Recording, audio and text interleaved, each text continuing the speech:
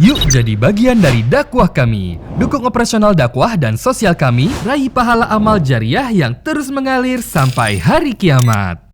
Assalamualaikum warahmatullahi wabarakatuh. Alhamdulillah, kalimat yang selalu membasahi bibir dan lidah kita sebagai orang beriman.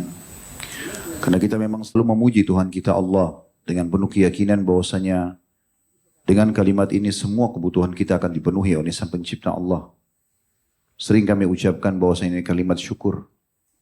Bagaimana seseorang tidak membasahi lidahnya dengan Alhamdulillah sementara dia tahu semua kebutuhannya dunia dan akhirat bergantung pada kalimat ini. Oleh karena itu selalu ucapkan Alhamdulillah. Juga kita panjatkan selanjutnya salam hormat kita kepada orang yang telah membawa kepada kita syariat Allah Subhanahu wa Ta'ala. Manusia yang paling pantas untuk kita puji, hormati, sanjung dan dijadikan sebagai suri tauladan. Dicintai setulus hati. Orang yang telah disempurnakan oleh Allah jalur nasabnya, fisiknya dan ilmunya. Dan mengucapkan satu kali salam hormat akan dibalas oleh Allah dengan 10 kali rahmat. Maka setelah memuji Allah Alhamdulillah, sangat wajar kalau kita selalu mengucapkan juga salawat dan taslim kepada Nabi besar Muhammad sallallahu alaihi wa ala alihi wa sahbihi wasallam. Sebelum kita mulai teman-teman, saya ingin memberikan dulu 2 hal dalam pembukaan kita. Yang pertama, kalau Allah Subhanahu wa Ta'ala mudahkan buat kita, seperti hadir dalam majelis ilmu ini, Allah mudahkan hati kita tergerak untuk datang. Kemudian juga Allah mudahkan kita duduk untuk bisa mendengar, bisa mengambil manfaat, atau semua ibadah. Bisa sholat tadi berjamaah maghrib, sebelumnya mungkin antum juga menyempurnakan dengan 3 sholat wajib yang lain. Tadi asar, duhur dan juga subuh. Apalagi kalau disempurnakan dengan beberapa ibadah sunnah. Apalagi kalau antum bisa diberikan oleh Allah SWT kesempatan melakukan hal-hal sunnah dari zikir pagi petang, membaca beberapa ayat Al-Quran, bertegur sapa dengan sama muslim, mengucapkan salam dan segala macam ibadah. Syukuri ini teman-teman sekalian. Waktu terus berlalu. Terlalu mahal waktu di dunia ini yang semuanya akan dipertanggungjawabkan di depan Allah Subhanahu wa Ta'ala. Cukup masa-masa lalu yang penuh dengan hal-hal kosong. Tidak ada manfaatnya. Duduk ngobrol kosong, obrolan bertahun-tahun itu aja terus. Tidak pernah ada berubah. Antum bisa lihat, seringkali kita duduk sama beberapa teman-teman yang diceritakan mungkin sudah 30 tahun, 40 tahun atau mungkin 20 tahun, 10 tahun berturut-turut cerita itu aja. Yang kita sudah bosan dan sudah tahu sebenarnya. Kenapa hanya sebatas ini? Ada sebuah riwayat Al-Baihaqi. Kata Nabi SAW, makna hadisnya, orang-orang mukmin yang masuk ke dalam surga pun akan menyesali waktu-waktu mereka di dunia yang mereka tidak gunakan untuk zikrullah. Sudah masuk ke dalam surga, masih nyesal. Kenapa dulu ada waktu tidak dipakai untuk ibadah kepada Allah? Perbaiki diri, segera benahi, segera maksimalkan waktu. Jangan sia-siakan. Ini mungkin yang pertama yang saya ingin sampaikan. Maka di saat Allah Subhanahu wa Ta'ala mudahkan kita bisa mengerjakan ibadah, bersyukur kepada Allah dan jaga itu. Serta cukuplah masa-masa lalu yang terus kita lalai, berbuat maksiat. Jangan lagi terjerumus. Karena dosa itu untuk dipelajari dan dijauhi. Bukan dicoba. Gak perlu antum bilang babi itu haram, tapi saya mau coba dulu rasanya bagaimana. Gak perlu. Zina itu haram, bagaimana rasanya zina itu? Khamar itu haram, bagaimana khamar itu? Gak perlu. Karena dia memang untuk dipelajari dan dijauhi. Kalau perintah-perintah agama, termasuk yang Allah halalkan, dipelajari untuk diterapkan, dinikmati. Itu benar. Itu konsep dasarnya. Hal yang kedua teman-teman sekalian berhubungan dengan masalah majelis ilmu yang saya ingin sampaikan sebelum masuk ke materi kita. Ada banyak di antara ikhwah kita demam judul. Lihat judul ceramah, kalau menarik datang. Kalau tidak menarik nggak datang. Atau ini judulnya kayaknya saya sudah pernah tahu ini. Udah nggak usah datang. Ini demam judul. Penuntut ilmu tidak ada demam judul. Para ulama salaf dulu Mereka berulang-ulang mempelajari tentang ayat-ayat tauhid sampai belasan puluhan tahun berulang-ulang. Mereka terus mendengarkan tentang keutamaan sholat malam berpuluh-puluh tahun. Karena tujuannya bukan judul. Tujuannya adalah mengejar keutamaan majlis. Antum sekarang di majlis ilmu seperti ini, demi Allah ada malaikat yang hadir. Begitu Nabi SAW sampaikan. Membawa rahmat. Dan kalau ikhlas datang, kata Nabi SAW dalam banyak hadis, siapa yang keluar ikhlas menuntut ilmu, maka dia seperti mujahid di jalan Allah. Siapa yang keluar ikhlas menuntut ilmu, maka dia mendapatkan pahala haji lengkap. Haji lama waktunya, setahun sekali hanya bisa dikerjakan, biayanya besar. Antum dapatkan hanya dengan hadir seperti ini. Jangan demam judul. Ada juga orang demam ustadz. Oh, ustadznya fulan hadir. Kalau ustadznya yang lain saya enggak mau hadir. Kenapa? Tujuannya bukan ustadznya. Bukan orangnya menyampaikan, tapi apa yang disampaikan. Kalau itu benar, terima dari siapapun itu. Ada sebagian ulama hadis dulu, dia kalau berbicara, suaranya agak kecil, dan maaf kalau dia berbicara, ludahnya mercik sana sini. Tapi para penuntut ilmu di masanya tidak pernah mau luput duduk di depan, sampai kadang-kadang selesai materi penuh dengan ludah. Iya. Saya alhamdulillah tidak begitu, tapi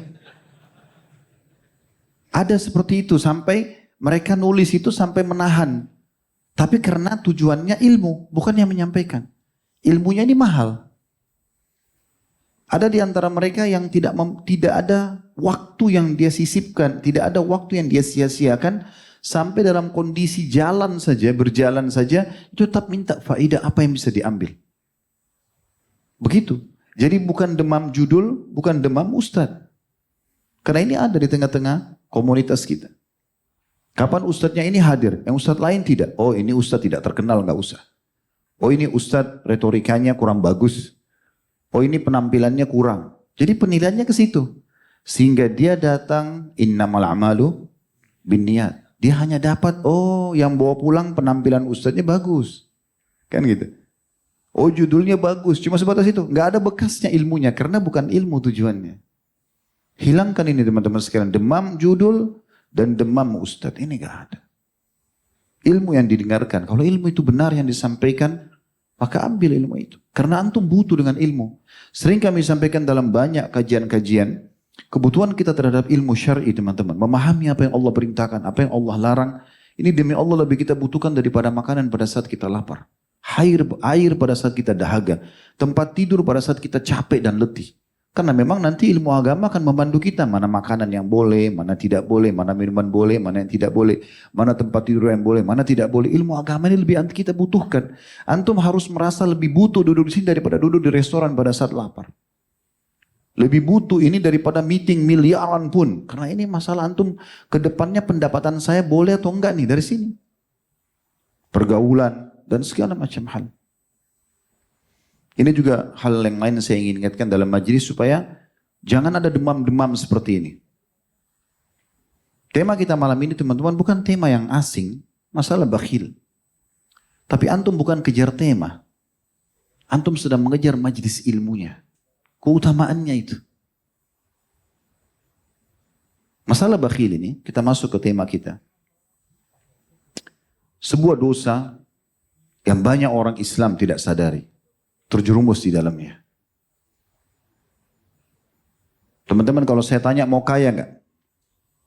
Mau, cuma 3 orang yang mau. Yang lain tidak mau, suka miskin rupanya. Hah? Mau kaya enggak? Mau. Jangan bakhil. Resepnya itu. Mau enggak dicintai oleh pasangan bagi yang sudah menikah, yang bujang-bujang nanti sebentar. Mau enggak teman-teman kalau sudah beristri, istri kita sangat sayang dengan kita. Atau akhwat menjadi seorang istri disayang sekali sama suaminya. Mau? Jangan bakhil.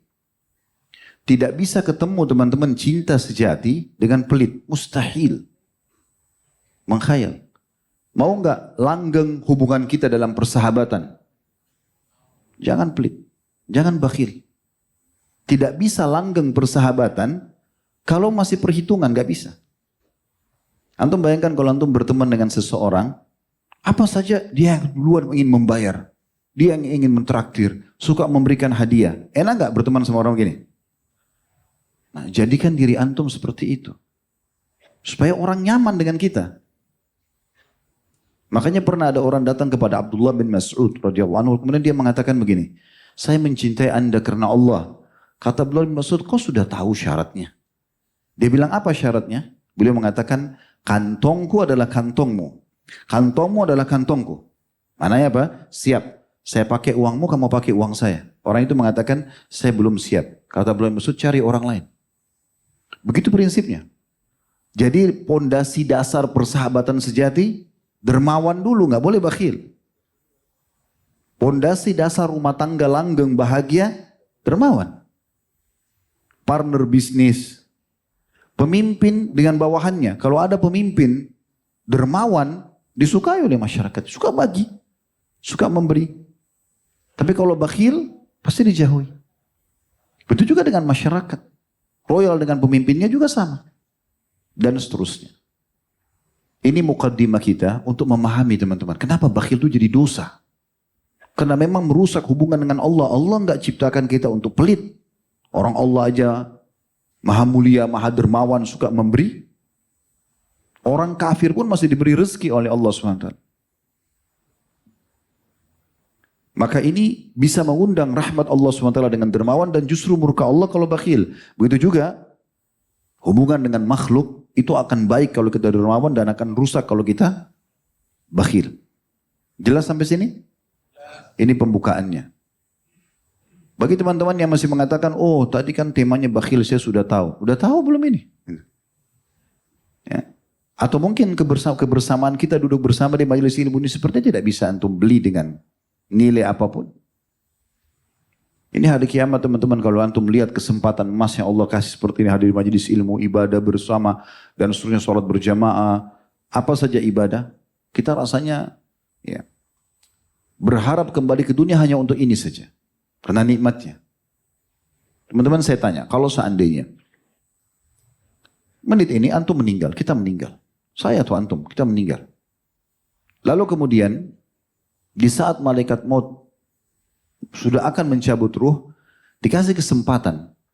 Sekarang Allah memberikan kesempatan kepadamu setengah jam. Masih bisa tambah setengah jam. Apa yang antum lakukan? Hah? Masih cari restoran favoritnya? Masih mau duduk ngobrol sama teman? Buang-buang waktu di mall? Masih mau ribut sama orang? Walaupun orang itu jahat sama kita, masih mau ribut sama dia? Di waktu setengah jam saja. Kita sudah tidak mau.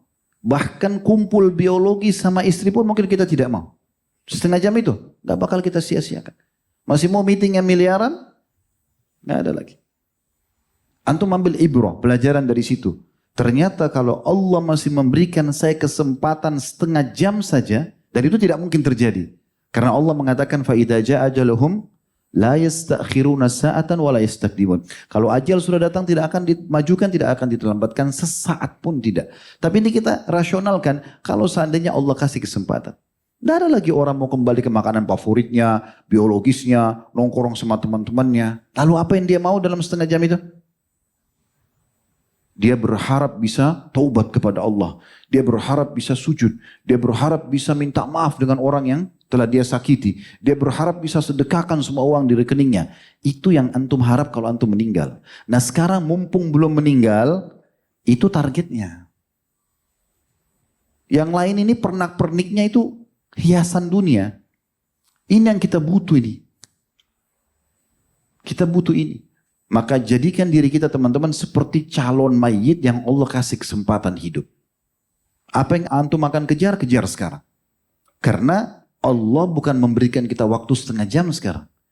Allah memberikan antum mungkin berhari-hari, berminggu-minggu, berbulan-bulan, mungkin bertahun-tahun ke depan antum masih hidup. Kesempatan emas memperbanyak amal soleh. Baik teman-teman sekalian, kita akan masuk ke dalil-dalil yang diangkat oleh Syekh Muhammad rahimahullah. Saya langsung masuk ke dua bab di sini ya. Bab tentang bakhil, pelit, dan bab uqubat bukhul atau hukuman bagi sifat bakhil. Ini dua bab yang beliau pisahkan, tapi kita akan satukan Seperti biasa saya akan bacakan dulu dari dalilnya, kemudian kita akan panjang lebar menambahkan faedah insyaAllah. Kalau yang pegang bukunya ada di halaman 86, dosa ini ya. Dalil yang pertama diangkat dalam surah An-Nisa ayat 37. A'udzu billahi minasyaitonir rajim. Alladzina yabkhaluna wa ya'muruna an-nasa bil bukhli wa yaktumuna ma atahumullahu min fadli wa a'tadna lil kafirina 'adzaban muhina. Orang-orang yang bakhil plus lagi menyuruh orang lain berbuat bakhil. Ada orang begitu, dia nggak mau sedekah kepada orang miskin, lalu pas temannya memberi, nggak usah, jangan kasih, itu masih mampu. Ngajak orang lain bakhil juga. Dan menyembunyikan karunia Allah yang telah diberikan kepada mereka. Maksudnya apa? Dusta. Ada orang utang, ada orang minta bantuan, oh saya nggak punya, padahal punya. Menyembunyikan apa yang Allah berikan kepada mereka. Dan kami menyediakan untuk orang-orang kafir siksa yang menghinakan. Kufur nikmat, bakhil, siksa yang menghinakan. Berarti memang dari sini kita sudah pernah jelaskan dosa-dosa besar itu tanda-tandanya adanya ancaman. Apakah laknat, apakah murka Allah, apakah siksa kubur, apakah azab neraka. Nah, itu yang menyebabkan dia ya, jadi dosa besar. Kemudian diangkat juga surah Al-Ma'arij ayat 24 sampai 25. Tentu ini yang kita bacakan dulu dalil yang beliau sebutkan ya. Nanti akan kita coba sistematiskan. Lebih di manage sebentar poin demi poin setelah ini insya Allah. Surah Al-Ma'arij ayat 24 sampai 25. Ini lawannya orang bakhil. Orang yang dermawan. Walladzina fi amwalim hakkum ma'lum lis-sa'ili wal mahrum. Dan orang-orang yang dalam hartanya tersedia bagian tertentu bagi orang miskin. Setiap terima gaji, setiap ada uang, pasti dia sisipkan tanpa harus tunggu orang minta, sudah disisipkan. Ini yang Allah puji. Saya pernah jelaskan di pertemuan yang lalu ya, yang sebelum pandemi waktu itu, kalau sempat ada yang mengikutinya. Jadi beda teman-teman pahala, kita bersedekah pada saat ada orang minta, dan kita beri, beda sekali pahalanya dengan orang yang sengaja keluar mencari orang-orang miskin itu. Kalau antum programnya, poin yang pertama, maksudnya hanya mau bersedekah di saat ada orang minta, maka ini sulit ini. Karena kalau antum tinggal di satu komplek yang elit, keluar dari rumah, lewat security, langsung ke kantor, ataupun antum langsung ke masjid, kapan antum ketemu orang miskin? Tapi poin yang kedua adalah antum yang memprogramkan seperti ayat ini. Melowongkan harta khusus memang untuk orang-orang miskin. Memang sudah disisipkan. Memang sengaja keluar cari orang miskin itu. Itu yang Allah bilang. Dan orang-orang yang dalam hartanya tersedia bagian tertentu bagi orang-orang miskin. Yang meminta dan orang yang tidak mempunyai apa-apa atau tidak mau meminta. Jadi bukan hanya orang minta saja. Orang yang tidak minta pun dikasih. Justru ada sebagian orang yang karena punya kemuliaan diri gak mau minta. Padahal dia susah. Nah ini butuh antum cari mereka. Tidak bisa kita tunggu mereka datang. Mereka gak akan datang. Ada orang subhanallah tanggung sekian orang anak. Hidupnya susah. Rumahnya mungkin di pinggir kali. Tapi gak pernah mau ngemis sama orang. Mulia dia berjualan, dagang. Orang-orang seperti ini butuh dibantu. Kemudian beliau mengangkat dalil dari Jabir, dia berkata bahwasanya Rasulullah sallallahu alaihi wasallam bersabda, "Man sayyidukum ya Bani Salamah?" Siapa pemimpin kalian wahai suku Salamah? Qalu Al-Ja'd bin Qais. Mereka menjawab Al-Ja'd ibn Qais. Ala anna nubakhiluhu. Namun kami mendapatinya bakhil. Qala wa ayyuda'in adwa'u minal bukhul. Maka Nabi SAW mengatakan penyakit jiwa apa yang lebih parah daripada bakhil. Bal sayyidukum Amr bin Jamuh. Tapi ketahuilah mulai sekarang aku akan menunjuk pemimpin kalian Tuhan kan adalah Amr bin Jamuh. Hadis ini diriwayatkan oleh Bukhari dalam kitab Adab Mufrad beliau. Jadi hadis ini menjelaskan dua hal. Yang pertama, pemimpin harusnya dermawan dan dengan itu dia akan dicintai oleh orang-orang yang dia pimpin. Kemudian juga yang kedua adalah bagaimana Nabi SAW di sini menggantikan posisi Al-Ja'ad bin Qais. Seingat saya ini salah satu tokoh munafik di zaman Nabi SAW ya. Dia kalau tidak salah yang sempat ikut ke kesepakatan Hudaybiyah, namun dia tidak mau bai'at, janji setia kepada Nabi SAW di bawah pohon, sembunyi-sembunyi di belakang unta merah. Maka Nabi SAW bersabda pada saat itu, semua kalian masuk surga kecuali yang sembunyi di belakang unta merah. Itulah Ja'ad bin Qais. Memang dia punya wibawa, dia terkenal kaya, tapi pelit orangnya. Selain memang dia orang munafik gitu. Maka Nabi SAW menggantinya dengan Amr bin Jamuh. Amr bin Jamuh seorang yang saleh yang mati syahid di salah satu peperangan di masa Nabi SAW. Kemudian di bab setelahnya beliau mengangkat juga surah Al-Imran ayat 180. Ancaman tentang orang yang bakhil, tidak mau mengeluarkan zakat hartanya dan juga bersedekah. Sayutawwaquna ma bakhilu bihi yaumal qiyamah. Harta yang mereka bakhil itu, yang mereka tidak keluarkan, akan dikalungkan kelak di lehernya pada hari kiamat. Jadi dia tabung-tabung, simpan-simpan, gak mau keluarin itu akan menjadi siksaan buat dia nanti pada hari kiamat. Juga sebuah riwayat yang diangkat oleh beliau, hadis riwayat Bukhari dan Muslim, dari hadis Asma binti Abi Bakar radhiyallahu anhuma, Nabi SAW bersabda, "Wala tu'i fayu'iyallahu alaiki." Jangan pernah engkau menahan harta, maksudnya bakhil, dalam memberi, sehingga Allah pun akan membalas yang semisalnya kepadamu. Jelas makna lafaz hadisnya. Kalau kamu dermawan, royal di jalan Allah, Allah akan royal kepadamu. Kalau kau bakhil, Allah pun akan tahan. Allah pun akan tahan. Di sini dikatakan, maka Allah akan membalas yang semisalnya kepadamu.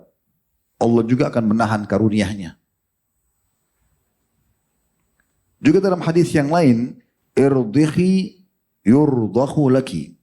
Lapangkanlah dalam memberi nafkah, sedekah, longgarkan sebanyak mungkin, semampu mungkin, akan dilapangkan juga untukmu. Maksudnya Allah akan memberikan kepadamu banyak jalan keluar dari permasalahan-permasalahan yang sedang kau hidupi atau lalui.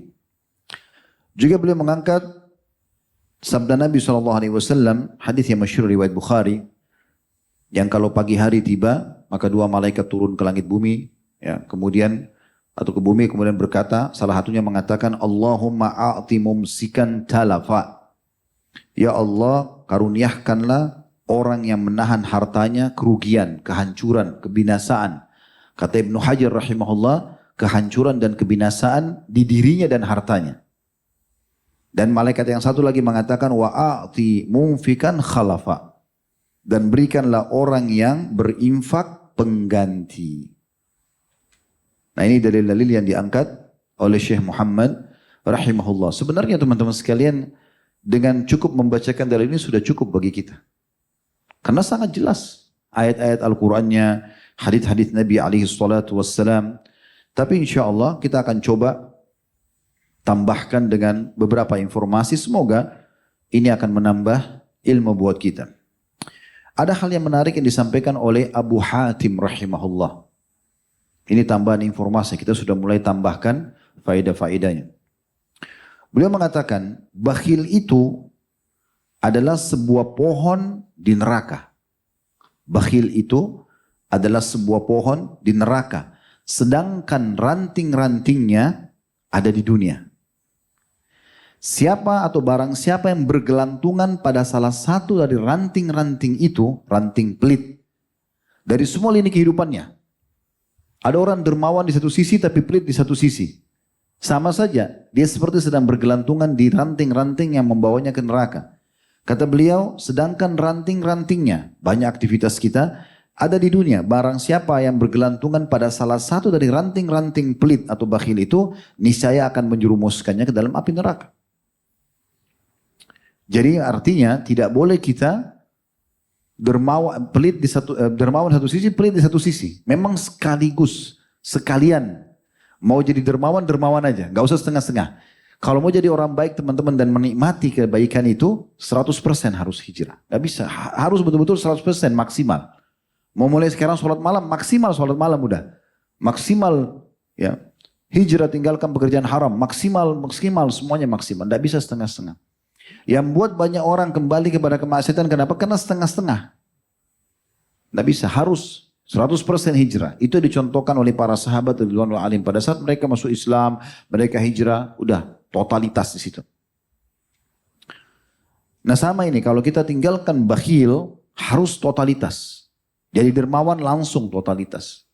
Lalu beliau mengatakan, sedangkan kedermawanan adalah pohon di surga dan ranting-rantingnya berada di dunia. Barang siapa yang bergelantungan pada salah satu dari ranting-ranting itu, maka pasti akan membawanya ke dalam surga. Dan surga itu tempatnya orang-orang dermawan. Artinya, bakhil tempatnya neraka. Ya. Ini statement yang sangat menarik, apa yang disampaikan oleh beliau. Al-Layth ibn Sa'ad rahimahullah. Dan ini saya ingin teman-teman, mulai dari diri saya dulu, kemudian antum sekalian, jadikan prinsip hidup ini. Jadikan prinsip hidup. Apa itu? Setiap kali ada orang di depan kita yang meminta, ataupun kita lihat dia butuh tidak minta, maka tanamkan dalam diri kita, kita yang butuh terhadap kepada orang itu. Selama ini, sering kali orang paham apa? Orang yang minta butuh kan? Makanya ada orang di mobilnya buka jendela sedikit ya. Keluarin dengan jarinya, koinnya 500 rupiah. Ini bakhil walaupun sedekah. Karena dalam dirinya masih ada prinsip orang itu butuh. Ini faham yang salahin. Ini harus diubah. Kita harus ubah teman-teman sekalian. Kalau kita yang butuh kepada orang miskin itu. Karena kalau tanpa dia kita nggak dapat pintu sedekah. Kalau tanpa mereka kita nggak punya kesempatan untuk meraih pahala sedekah. Makanya beliau mengatakan, barang siapa yang telah mengambil dariku suatu sedekah ataupun hadiah, maka hak dirinya atas diriku adalah lebih besar daripada hak diriku atas dirinya.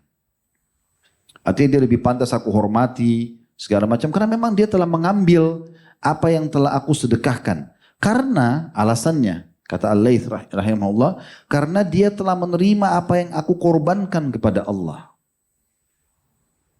Coba renungi baik-baik. Buat prinsip hidup yang butuh dalam sedekah kita, bukan penerima. Penerima itu ambil fisiknya, misalnya antum kasih 100 ribu nih. Dipakai sama dia, pakai makan, pakai minum, pakai beli baju, selesai. Kan habis di situ. Tapi antum punya 100 ribu itu yang antum bawa ke akhirat. Dan dia perantaranya. Siapa yang kira-kira lebih butuh? Kita lebih butuh. Kita butuh dengan dia. Ini tanamkan ini teman-teman. Makanya kalau antum prinsipnya selain ini, antum akan selalu anggap remeh orang yang minta-minta. Orang miskin, dilirik sebelah mata, dihina, ditolak. Karena seakan-akan dia yang butuh, ini keliru. Al-Fudail bin Iyad rahimahullah, seorang ulama tabi'in yang masyhur, beliau pernah berkata kepada orang-orang yang terima sedekahnya. Sambil tersenyum lebar, dia mengatakan dengan orang-orang di sebelahnya, murid-muridnya. Mereka, orang-orang miskin yang sudah bawa sedekah itu. Mereka membawa perbekalan-perbekalan kita menuju akhirat tanpa upah sedikit pun. Hingga mereka meletakkannya di atas timbangan di hadapan Allah subhanahu wa ta'ala. Orang-orang miskin jalan itu, tadi saya bilang rasionalnya kalau kita kasih 100 ribu, 1 juta, dia bawa nih, dia pakai untuk kebutuhannya. Habis kan, makanan, minuman, segala macam. Ada yang jadi nutrisi tubuh, ada yang jadi kotoran, maaf. Tapi kita sedang membawa nilai itu. Sedang membawa nilai itu, atau orang itu sedang membawa nilai itu ke timbangan Allah pada hari kiamat. Jadi prinsip dasarnya adalah kita yang butuh. Ya. Ini harus difahami baik-baik teman-teman sekalian. Asy-Syu'bi berkata rahimahullah, barang siapa yang tidak memperlihatkan bahwa dirinya lebih butuh kepada ganjaran sedekah Saya ulangi. Barang siapa yang tidak memperlihatkan, maksudnya kepada Allah, dia lebih butuh dengan ganjaran sedekah daripada seorang fakir yang butuh kepada sedekah, maka dia telah membatalkan sedekahnya itu dan memukul wajahnya sendiri. Statement yang luar biasa ini, kata Syu'bi. Barang siapa yang tidak memperlihatkan kepada Allah bahwasanya dia butuh dengan sedekah itu, lebih butuh daripada orang miskin terhadap sedekah itu, maka dia telah membatalkan sedekah. Kalau antum kedatangan orang-orang miskin, orang yang butuh, senyum akhi dan ukhti. Ramah dengan mereka. Jangan sakiti perasaannya. Allah yang menggerakkan dia datang kepada antum dan akhirnya antum punya kesempatan untuk itu. Baik, untuk lebih jelas teman-teman sekalian, coba kita buka surah Al-Baqarah. Teman-teman semua saya harap bisa buka surah Al-Baqarah. Kita akan coba baca beberapa ayat Al-Quran. Surah nomor 2 dalam Al-Quran. Ayat 261 sampai ayat 274. Sekali lagi 261 sampai 274. Saya bacakan langsung. A'udzu billahi minasyaitonir rajim. Matsalul ladzina yunfikuna amwalahum fi sabilillahi kamatsali habbatin ambatat sab'a sanabila fi kulli sumbulatin mi'atu habbah wallahu yudha'ifu liman yasha wallahu wasi'un 'alim. Perumpamaan orang-orang yang menafkahkan, bersedekah, hartanya di jalan Allah adalah serupa dengan sebutir benih. Bibit yang benih itu akan menumbuhkan 7 bulir. Antum sedekah 1 tapi akan mengeluarkan 7 bulir. Di setiap bulirnya akan ada 100 biji. Jadi berapa itu? 700. 700 kali lipat. Enggak ada tempat investasi seperti ini. Kalau antum dijanjikan oleh seseorang pemilik perusahaan, ayo taruh uang di saya 10 juta. Akhir bulan saya kasih 50%. Jadi dapat 5 juta. Punya 100 juta dapat 150 juta. Mungkin orang sudah berlumba-lumba ke perusahaan itu. Kalau 100%, investasi 100 juta dapat 100 juta lagi. 1 bulan mungkin antum tetap akan terima. Oh 1 bulan sebentar gitu. Allah subhanahu wa ta'ala menjanjikan teman-teman di saat antum sudah berikan di jalan Allah itu. Di kotak amal masjid kah, orang miskin kah, kepada kerabat kah, kepada orang tua kah, pada para penuntut ilmu kah, siapa saja. Apalagi sedekah ini terbuka pintunya tidak harus kepada orang miskin. Orang kaya pun bisa antum beri sedekah. Antum sudah kaya, terus orang tua antum kaya, antum ingin berikan dia mobil, berikan baju. Boleh, gak ada masalah. Terbuka sekali, gitu kan? Maka itu langsung dijanji oleh Allah Subhanahu wa taala di Al-Baqarah 261, ingat ayat ini, dengan 700. Kemudian Allah menyebutkan nih, tapi syaratnya ada. Apa syaratnya? 262. Alladzina yunfikuna amwalahum fi sabilillahi thumma la yutbi'una ma anfaqu mannan wala adhan lahum ajrum 'inda rabbihim wala khaufun 'alaihim wala hum yahzanun. Orang-orang yang menafkahkan harta di jalan Allah, kemudian mereka, perhatikan syarat pertama, mereka tidak mengiringi apa yang dinafkahkan itu dengan menyebut-nyebut pemberiannya. Saya udah kasih kamu, saya udah bantu kamu 1 bulan, tiap hari gini, dan segala macam. Tahu masjid sana itu? Oh saya yang pasang AC-nya. Terus kenapa? Bertambah umurnya dengan ngomong gitu? Itu di sana, oh pesantren sana saya yang pasangin keramiknya. Terus gemuk dengan bicara begitu. Ini ciri-ciri orang bakhil juga nih. Keluar tapi untuk dipuji saja. Syarat yang kedua, selain tidak menyebut-nyebut ya, dan tidak menyakiti perasaan si penerima. Nah kenapa ada orang menyakiti perasaan si penerima teman-teman? Karena dia pikir orang ini butuh. Kan tadi saya sudah bilang balik sekarang. Kita yang butuh kepada dia, maka antum yang ramah, antum yang kejar tuh orang miskin. Nah itu baru dermawan. Termasuk ciri orang pelit itu selalu ragu. Keluar gak ya? Kasih gak ya? Kayaknya masih mampu, kayaknya anak pinjaman, kayaknya begini, kayak. Nanti di buku amal antum kayaknya. Bakhil. Nah, kalau syaratnya tadi ya, tidak menyebut-nyebut, udah kalau antum sudah investasi, sudah kasih ke jalan Allah, lupain udah. Tidak usah ingat. Sudah ada sekretaris, ada malaikat yang catat, tidak usah ingat-ingat. Antum tidak butuh manajemen khusus, akuntansi untuk hitung, tidak usah. Udah ada malaikat yang catat. Kemudian tidak menyakiti perasaan penerima, kata Allah, mereka itulah, atau mereka memperoleh pahala di sisi Tuhan mereka, tidak ada kekhawatiran terhadap mereka, dan tidak pula mereka bersedih hati. Tadi, pahala satu benih membuat akhirnya 7 bulir, ya, dan seterusnya. Kemudian ayat 263-nya, kalau seandainya kita betul-betul tidak punya, apa yang harus kita lakukan? Kata Allah, qaulun ma'rufun wa maghfiratun khairum min shadaqatin yatba'u hadza wallahu ghaniyyun halim. Perkataan yang baik, yang santun. Kita betul-betul tidak punya, orang minta, maaf ya, saya belum bisa bantu sekarang, mungkin nanti. Ah, ini orang nggak tahu, saya juga orang butuh nih. Untuk apa ngoceh begitu? Manfaatnya apa? Udah nggak kasih, ngoceh. Allah bilang, perkataan yang baik dan pemberian maaf lebih baik daripada sedekah yang diiringi dengan sesuatu yang menyakitkan perasaan si penerima. Allah maha kaya lagi maha penyantun. Coba lihat Allah kayak berbicara dengan kita. Live. Baik, ayat 264-nya. Ya ayyuhalladzina amanu la tubtilu sadaqatikum bil manni wal adha kalladhi yunfiku malahu ria'an nasi wa la yu'minu billahi wal yawmil akhir. فَمَثَلُوا كَمَثَلِ صَفْوَانٍ عَلَيْهِ تُرَابٌ فَأَصَابَهُ وَابِلٌ فَتَرَكَهُ صَلْدًا لَا يَقْدِرُونَ عَلَى شَيْءٍ مِّمَّا كَسَبُوا وَاللَّهُ لَا يَهْدِي الْقَوْمَ الْكَافِرِينَ. Hai orang-orang beriman, Allah ajak kita. Kalau sudah mau terapin ini, mau dapat balasan dari aku, kata Allah, hai orang beriman, janganlah kamu menghilangkan pahala sedekahmu dengan menyebut-nyebutnya. Allah ulangi lagi, syarat tadi pertama.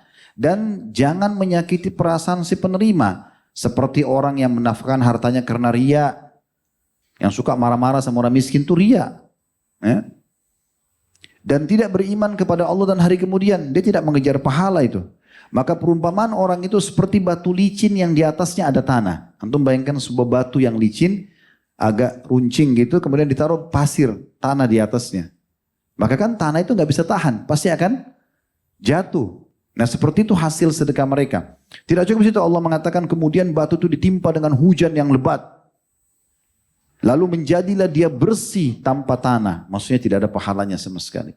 Mereka tidak menguasai sesuatu pun dari apa yang mereka usahakan. Maksudnya tidak ada hasilnya. Dan Allah tidak memberi petunjuk kepada orang-orang kafir. Ayat 265-nya.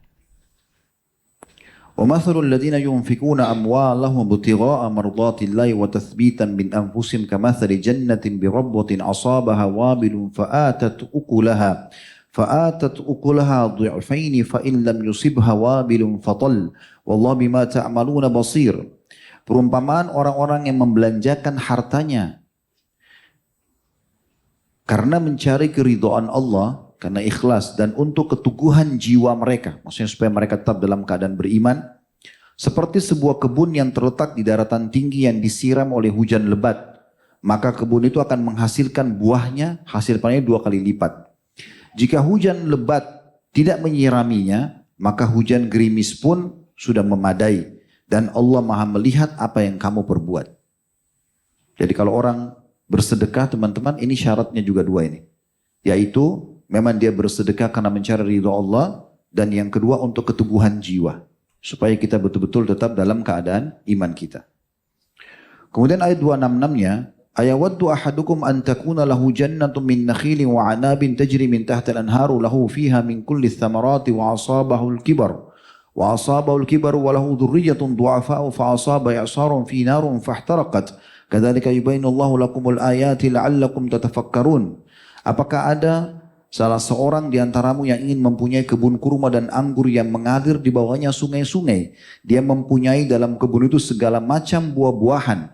Kemudian datanglah masa tua pada orang itu sedangkan dia mempunyai keturunan yang masih kecil-kecil. Maka kebun itu ditiup angin keras yang mengandung api. Lalu terbakarlah. Demikianlah Allah menerangkan ayat-ayatnya kepada kamu supaya kamu memikirkannya. Makna ayat ini, artinya jangan kalian terus numpuk-numpukin harta sampai lupa berinfak. Sampai akhirnya masa tua datang dan kematian datang baru kemudian menyesal. Akhirnya harta tersebut bisa menjadi hal-hal seperti yang dibakar. Tidak ada nilainya.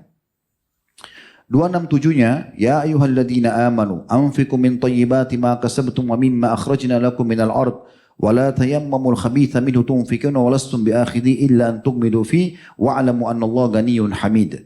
Hai orang-orang beriman, nafkahkan di jalan Allah sebagian dari hasil usahamu yang baik-baik.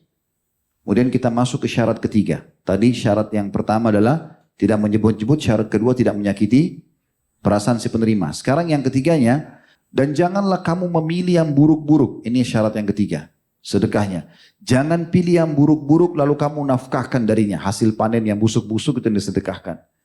Sisa-sisa makanan yang sudah tidak bisa dimakan, expire baru disedekahkan. Ya. Baju sudah sobek-sobek baru disedekahkan. Ya. Jangan kalian memilih yang buruk-buruk lalu kamu nafkahkan daripadanya. Padahal kamu sendiri kalau dikasih tidak mau mengambilnya melainkan dengan memincingkan mata terhadapnya. Dan ketahuilah bahwasanya Allah Maha Kaya lagi Maha Terpuji. Lalu ayat 268-nya Allah menjelaskan. Sebenarnya yang membuat orang banyak tidak mau bersedekah karena godaan ini. Siapa dia? Syaitan. Allah bilang, asyaitanu ya'idukumul faqra ya'murukum bil fahsya. Wallahu ya'idukum magfiratan minhu wa fadla. Wallahu wasi'un alim. Syaitanlah yang menakut-nakuti kamu dengan kemiskinan. Kalau sedekah nanti kamu mau makan apa, nanti kamu mau ini, nanti kamu mau itu. Jadi selalu ragu, hanya tidak sedekah-sedekah.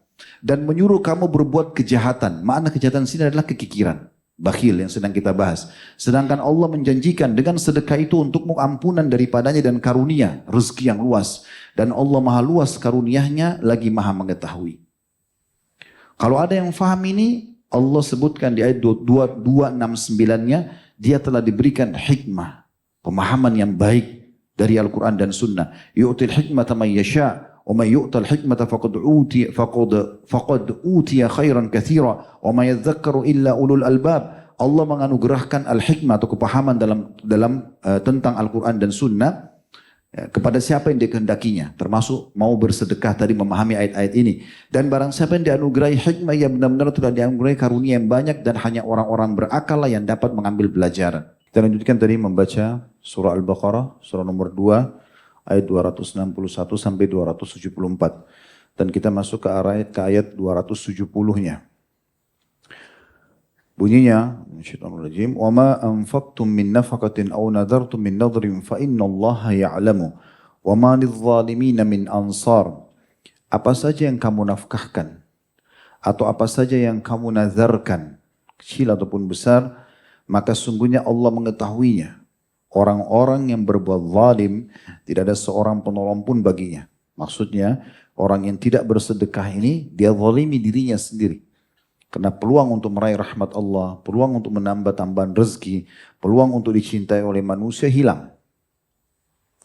Ayat 271-nya, "In tubdus sadaqati fa ni'immahi, wa in tukhfuha wa tu'tuha al-fuqara'a fa huwa khairun lakum, wa yukaffiru 'ankum min sayyi'atikum, wallahu bima ta'maluna khabir."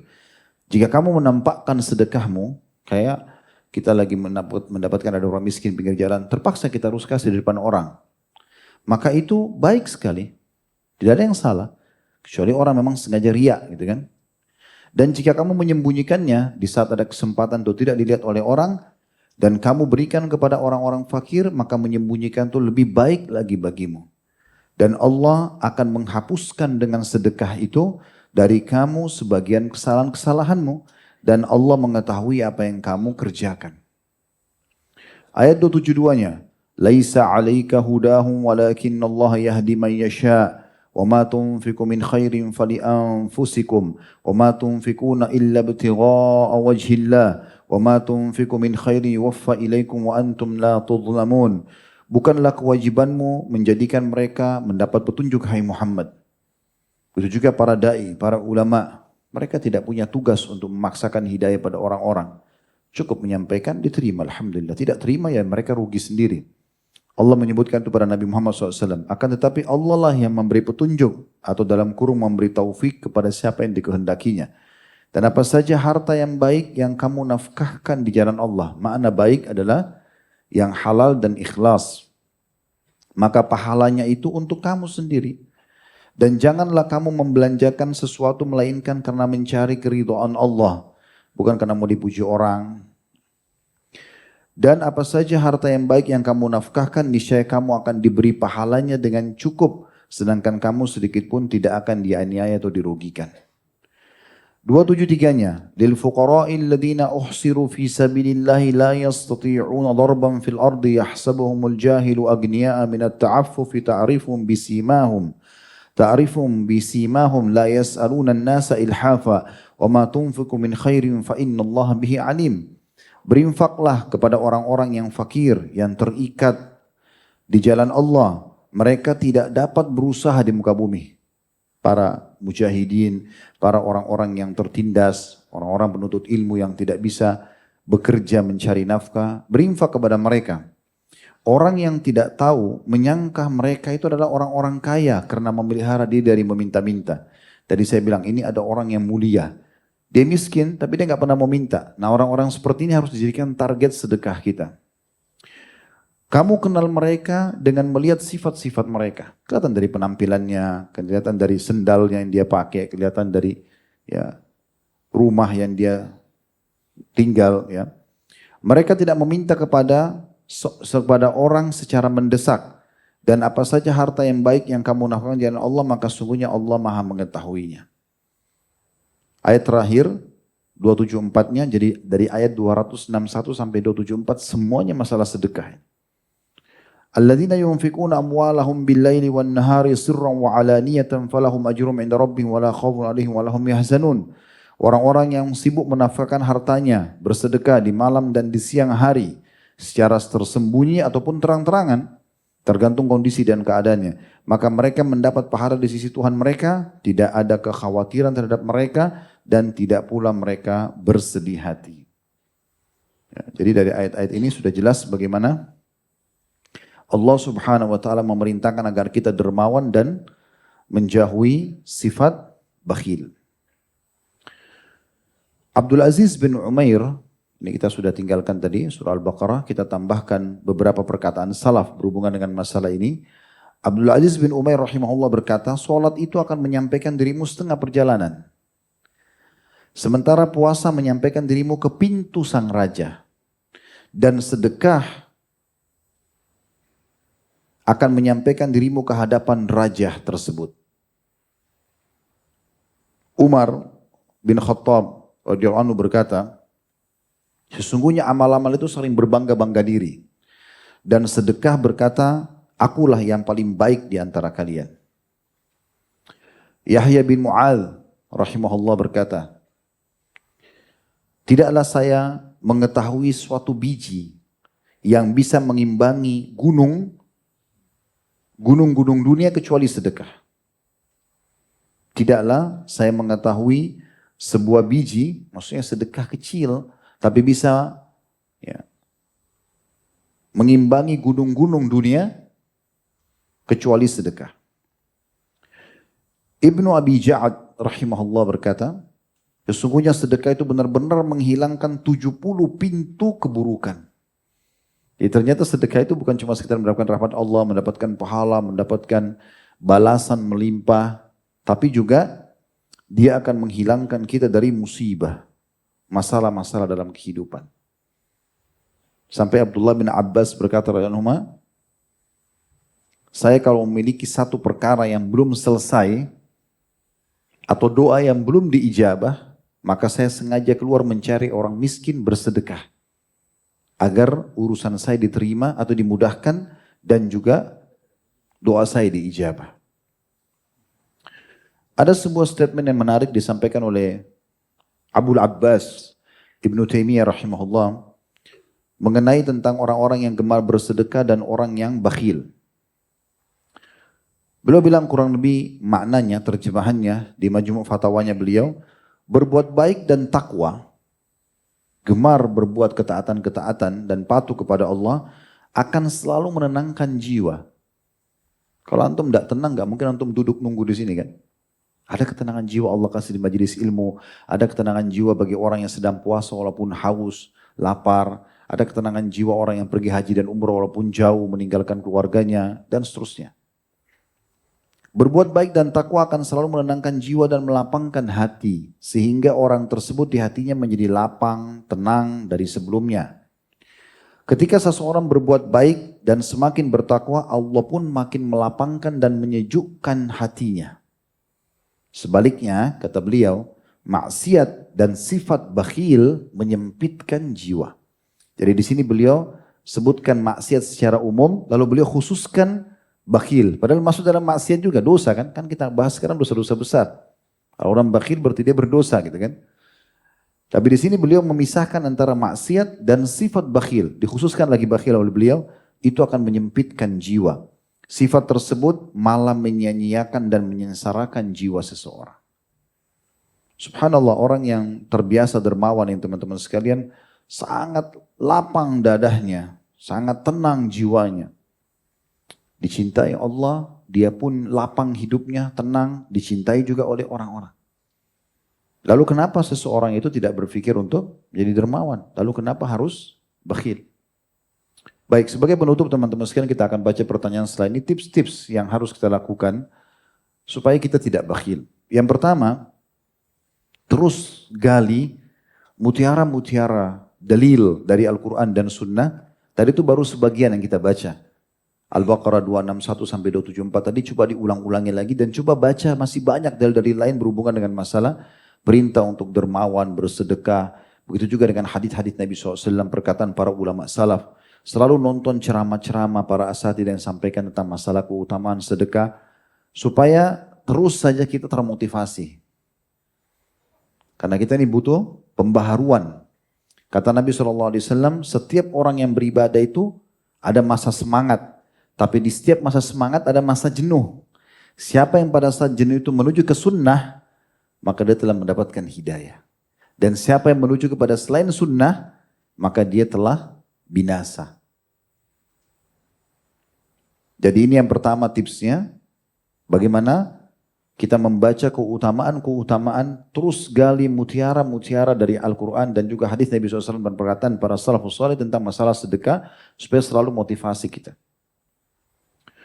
Yang kedua, coba baca dan kembali lagi renungi tentang ancaman lawan daripada sedekah atau dermawan, bakhil kayak tadi. Oh ternyata dosa ini, bukan cuma sekedar tidak disukai oleh orang, tapi kita berdosa kalau kita bakhil. Tidak mau mengeluarkan di jalan Allah. Saya tidak pernah bisa berpikir teman-teman bagaimana rumah tangga seseorang, suami istri itu bisa langgeng kalau si suaminya perhitungan sama istrinya, istri perhitungan sama suami. Bahkan kadang-kadang ada hitung-hitungan, kamu punya utang, kamu punya utang. Ini padahal sudah satu pakaian. Allah menggambarkan suami istri itu libas. Kenapa masih seperti ini? Kenapa enggak si suami mengatakan, udah pakai aja enggak apa-apa. Kenapa enggak istri mengatakan, oh enggak apa-apa pakai aja. Itu sedekah yang afdal. Sampai pernah istrinya Abdullah bin Mas'ud radhiyallahu anhu ingin bersedekah, lalu dia mengatakan kepada Abdullah bin Mas'ud, coba saya mau sedekah, siapa yang saya kasih? Kebetulan istrinya orang mampu, beliau orang susah. Lalu beliau mengatakan, kenapa enggak kasih ke saya saja? Lalu kemudian kata istrinya, coba tanyakan ke Nabi SAW. Kata Abdullah bin Mas'ud, engkau saja yang tanya, karena ini hajatmu gitu, jangan saya. Ya. Maka istrinya datang kepada Nabi SAW dan menanyakan, lalu Nabi membolehkan dia memberikan kepada suaminya. Bagaimana bisa dikatakan ini, saya cinta padamu, saya sayang, tapi perhitungannya luar biasa. Apalagi ini yang muka-muka mau poligami ini. Kalau bicara poligami luar biasa, tapi bakhil. Mana bisa? Nah, mustahil itu cuma mengkhayal. Ya. Begitu poligami senyum semua. Walaupun tidak berani melangkah. Jadi itu yang kedua, gali lagi ancaman bakhil itu. Diapakan sih gitu? Tadi kan akan dikalungkan harta itu pada hari kiamat, gitu kan? Coba juga renungi sabda Nabi SAW, siapa di antara kalian yang ingin dia kelola hartanya sendiri? Daripada ahli waris yang kelola, kata para sahabat, ya Rasulullah, semua kami ingin kami yang kelola harta kami. Kata Nabi SAW, yang kalian sedekahkan semasa hidup itu yang kalian kelola. Karena kalian bawa ke akhirat. Dan yang kalian tabung terus, gak pernah disedekahkan, itu yang kalian tinggalkan buat ahli waris. Belum tentu mereka keluarkan buat kita. Yang ketiga, coba terapi, teman-teman sekalian. Terapi dermawan. Caranya gimana? Mulai dulu bersedekah dengan hal-hal yang sering kali setiap hari antum pakai, antum makan. Jangan sedekah dengan sesuatu yang Allah sebutkan. Jangan tayammamul khabith, memilih-milih yang buruk, kemudian bersedekah. Padahal sebenarnya kalau kita kasih diri kita sendiri, kita nggak mau menerima. Kita seperti memincingkan mata tadi Allah mengatakan. Coba terapi. Dari makanan yang kita makan, setiap harinya yang minuman kita minum, pakaian yang kita kenakan, apalah sendal, sepatu dan segala macam ini, coba benda yang sama sedekahkan. Kalau ada yang bisa dibagi dari makanan, bagi.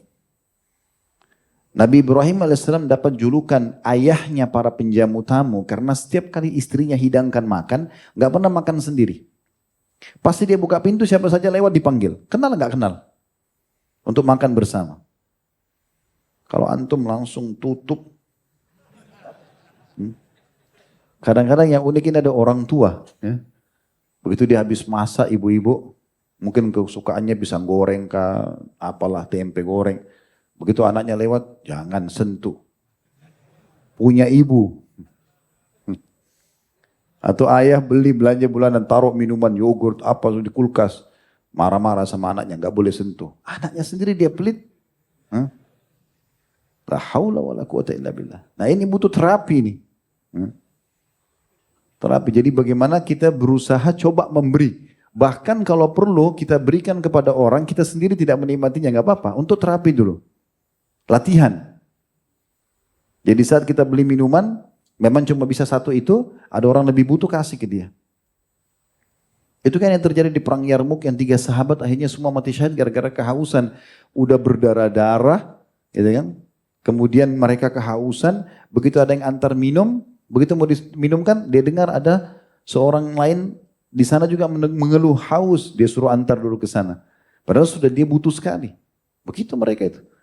Akhirnya yang antar air, antar ke orang kedua pas mau diminumin, dengar lagi suara orang yang ketiga, haus, dia suruh antar dulu ke sana. Akhirnya pas tiba di orang ketiga, yang antar minum kaget, karena yang mau dikasih minum sudah meninggal. Dia kembali ke orang ketua juga, yang kedua juga sudah meninggal, dia kembali ke orang pertama juga sudah meninggal. Mati, kehausan demi saudaranya. Bisa nggak ini? Hah? Ya bakhil. Karena jawabannya, bisa kecil. Nggak ada semangat memperbaiki. Jadi bagaimana luar biasa mereka mendoakan orang lain. Ini terapi, harus pelan-pelan. Termasuk dalam terapi ini adalah coba bersedekah yang belum pernah antum sedekah. Misal kita biasa sedekah 2.000 rupiah, sekarang naik ke 5.000. Tingkatkan 5.000 naik ke 10.000, naik ke 100.000. Pokoknya makin besar makin bagus. Ingat, mau mendapatkan ikan paus butuh kapal tanker. Ikan paus pakai kail, bagaimana bisa? 2.000 rupiah masuk kotak amal, minta kesehatan, minta keturunan, minta keselamatan, minta istri yang cantik, suami yang gagah. Wah, 2.000? Bakhil. Gak mungkin itu. Ya, jadi terapi coba. Yang terakhir teman-teman sekalian berdoa sama Allah. Supaya dihidupkan dalam kondisi dermawan. Ini Allah cintai, pahalanya besar, melimpah rezeki antum. Plus lagi disukai oleh manusia. Kenapa antum tidak mau?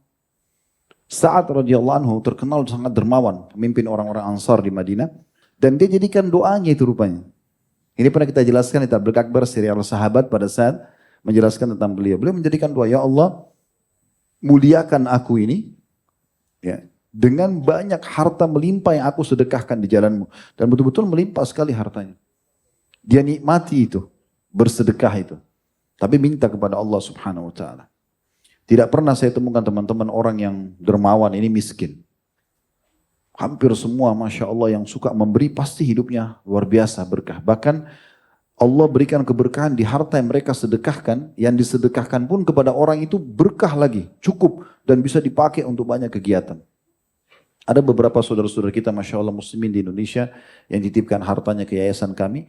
Pada saat saya sendiri alokasikan itu, saya sampai melihat depan mata, saya tahu orang ini ikhlas justru karena tiba-tiba terbuka pintu-pintu ke orang-orang yang kita mau bantu yang tepat sasaran, yang tadinya belum pernah terfikir gitu.